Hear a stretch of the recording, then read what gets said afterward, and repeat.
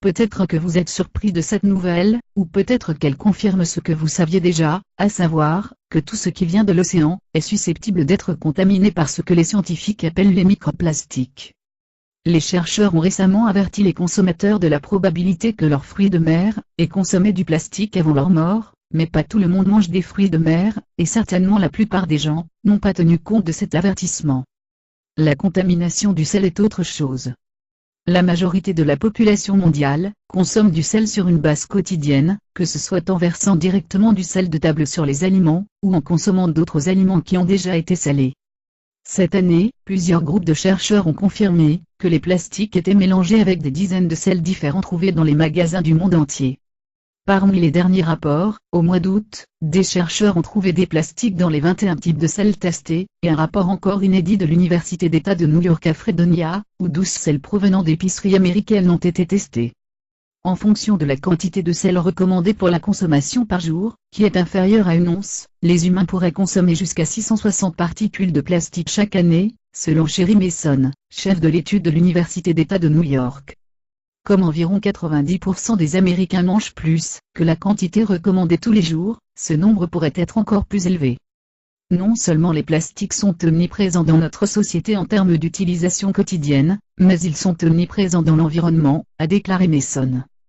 Les plastiques sont omniprésents dans l'air, l'eau, les fruits de mer que nous mangeons, la bière que nous buvons, le sel que nous utilisons, les plastiques sont partout.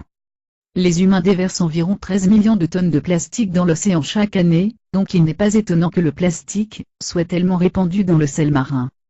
Le problème de la pollution plastique pourrait bientôt rivaliser avec les effets du changement climatique, bien que la production de plastique contribue déjà grandement au changement climatique, de sorte que les deux sont déjà fortement entrelacés. La majorité des plastiques qui se retrouvent dans l'océan sont des bouteilles et des microbilles à usage unique provenant des lavages et du dentifrice. Quelle que soit son origine, tout le plastique se décompose et devient l'un des nombreux morceaux de microplastique flottant dans l'océan. Malheureusement, les vrais effets du plastique ingéré chez les humains sont inconnus pour une raison effrayante, les scientifiques ne peuvent localiser les personnes qui n'ont pas déjà été exposées à l'ingestion de plastique.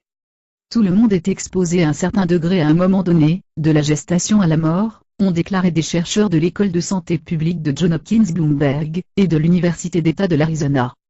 Des niveaux détectables de bisphénol A ont été trouvés dans l'urine de 95% de la population adulte des États-Unis. Cela est vraiment préoccupant, mais comme nous ne savons pas combien de temps le sel a été contaminé par du plastique, il n'est pas surprenant. Le dernier rapport sur les sels vient aussi peu de temps après que l'on retrouve des informations sur le plastique dans l'eau du robinet, afin de décrire le matériau nuisible car omniprésent. Pire encore, les humains ne montrent aucun signe de ralentissement de leur utilisation du plastique, et de leur disposition nuisible dans l'océan. Un rapport récent a révélé que les bouteilles en plastique sont consommées à raison d'1 million par seconde dans le monde, et ce nombre devrait quadrupler d'ici 2050.